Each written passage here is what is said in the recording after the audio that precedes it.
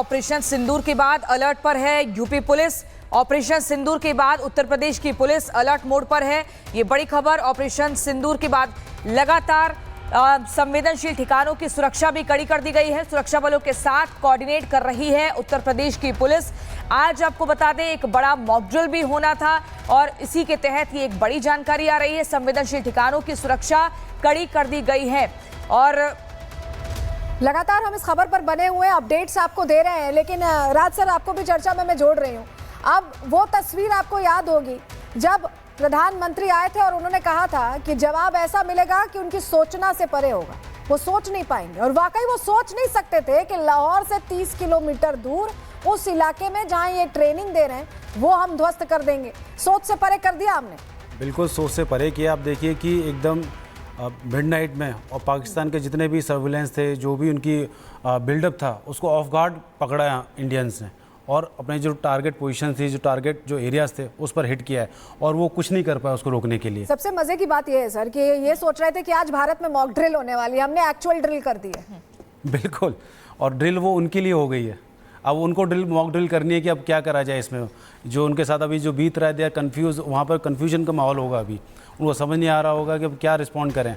और to be frank, मुझे लगता है कि जो पाकिस्तान है उसका अभी जो रिस्पांस के जो उसके पास ऑप्शंस होंगे, आई डोंट थिंक उसके पास कोई ऑप्शन है भी। लेकिन धीर गंभीर इतना पाकिस्तान नजर नहीं आता है। मतलब रात को स्ट्राइक होती है और उसके बाद सुबह 10 बजे जाकर के उन्होंने आपातकालीन मीटिंग बुलाई है। अपने आप में हास्यास्पद है ये। तो देखिए, मैं एक वर्ड यूज़ नहीं करना चाह रहा।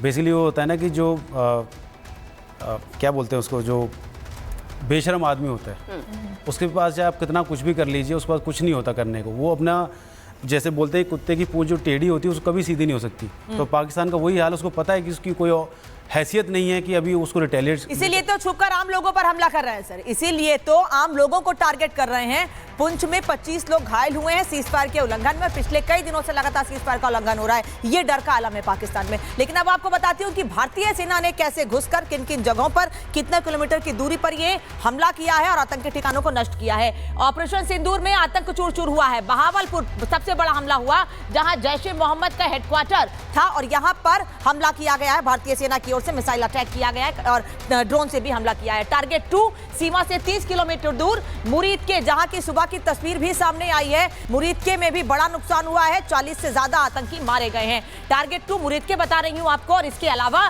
कुल 9 जगहें हैं। इन 2 जगहों के अलावा कुल 6 जगह और हैं, 6-7 जगह और हैं जहां पर यह हमला किया गया है। कुल 9 ठिकाने हैं जहां पर भारतीय सेना ने हमले किए हैं।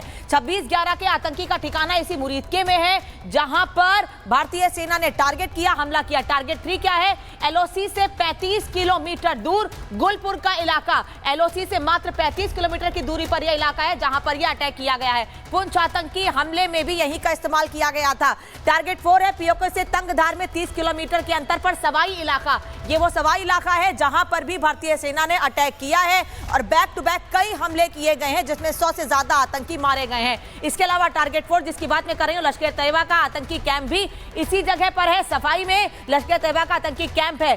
कई खुंखार आतंकियों का ठिकाना इसी सवाई में मौजूद है। ये चौथा टारगेट था भारतीय सेना का। पहलगाम हमले के आतंकियों का कैंप भी इसी जगह पर था। जो 6 आतंकी आए थे उनका भी कैंप यहीं पर था। टारगेट 5 है बिलाल कैंप, जहां पर जैश ए मोहम्मद का लॉन्च पैड है। बिलाल कैंप में टारगेट 6 है, एलओसी से 15 किलोमीटर दूर कोटली कैंप, यहां पर भी भारतीय सेना ने अटैक किया है। तो कुल 9 ठिकाने हैं जहां पर भारतीय सेना ने हमले किए हैं। और एक बार आपको फिर से तस्वीर दिखा दूं, उरी, पुलवामा और पहलगाम, इन तीनों जगहों पर हमले के बाद भारतीय सेना ने सर्जिकल स्ट्राइक, एयर स्ट्राइक और आज एक बार फिर एयर स्ट्राइक करके पाकिस्तान को यह बता दिया है कि कैसे भारतीय सेना बदला लेती है। उरी में हमला हुआ था, 11 दिन बाद सर्जिकल स्ट्राइक की गई थी। फिर 12 दिन के बाद एयर स्ट्राइक पुलवामा हमले के बाद साल 2019 में की गई थी। और 13 दिन के बाद मिसाइल स्ट्राइक की गई है पहलगाम में। केवल मिसाइल से ही नहीं बल्कि ड्रोन से भी हमले किए गए हैं और उन ठिकानों को पहले चिन्हित किया गया था जहां पर आतंकियों को प्रशिक्षण दिया जाता है,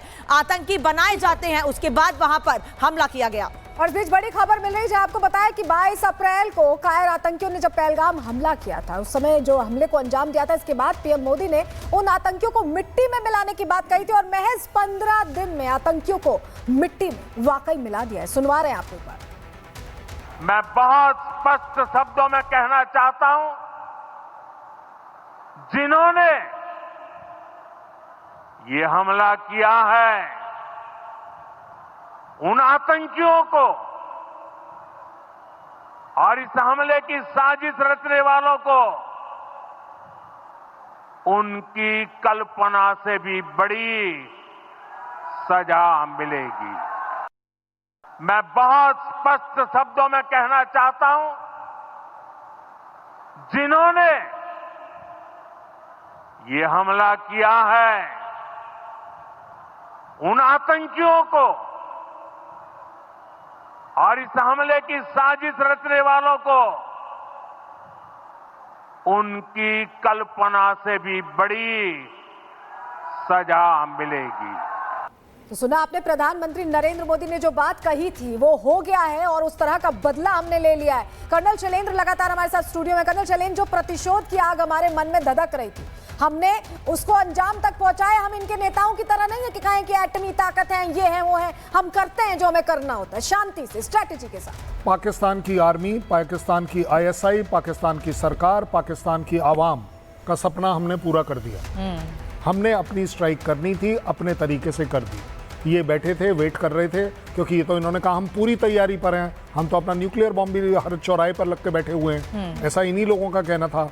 फिर आप इंटरनेशनल कम्युनिटी में जा रहे थे, यूनाइटेड नेशन में भी थप्पड़ पड़ गया आपको कि ये कर क्या रहे हो, आपका क्या बनता है। लेकिन आप जब इंटरनेशनल कम्युनिटी के पास जा रहे थे, अब वहाँ टाइम लगाइए। हमने जहाँ टाइम लगाना था अपना इन्वेस्ट कर दिया। हमने अपना तरीके से अपनी लाइन आपके सामने रख दी है। आपके जो मर्जी आए इस समय कर लो, हम भी देखते हैं, क्योंकि आपका कहना था आप तैयार थे बॉर्डर पे। तो ये जहाज अंदर कैसे आया है, मिसाइल अंदर कैसे आई, ड्रोन अंदर कैसे आया, अटैक कैसे हुआ, दैट मींस अटैक तो हुआ ही। लेकिन मैं ये भी समझना चाहूंगी, क्या ये जो ऑपरेशन सिंदूर को अंजाम दिया गया है, क्या इससे पुराना हिसाब भी चुकता किया गया है? 2008 के मुंबई हमले की बात करें, 2016 के उरी की बात करें, 19 के फिर पुलवामा की बात करें और अब फिर 25 का जो पहलगाम है, क्या पूरा हिसाब चुकता किया गया? मैं आपको बड़ी अथॉरिटेटिवली बता रहा हूँ, ये मेरी स्टेटमेंट नहीं है, ये सरकारी स्टेटमेंट है। बहालपुर और कोटली जो था वो पिछले बार भी टारगेट पर था। हमने क्या सेलेक्ट किया वो एक अलग बात है, हमारी अपनी चॉइस थी, बट ये दोनों जगह कंसिडरेशन में थे, क्योंकि ये हेडक्वार्टर्स थे यहाँ पर। इस बार आप पहली बार देख रहे हैं जब आप बिल्कुल। और दुबे सर इसके बारे में बता भी रहे थे कि पहले भी यहाँ पर टारगेट करने की कोशिश की गई थी, लेकिन सिर्फ इसलिए पीछे हटे क्योंकि वहां पर आम लोग रहते हैं।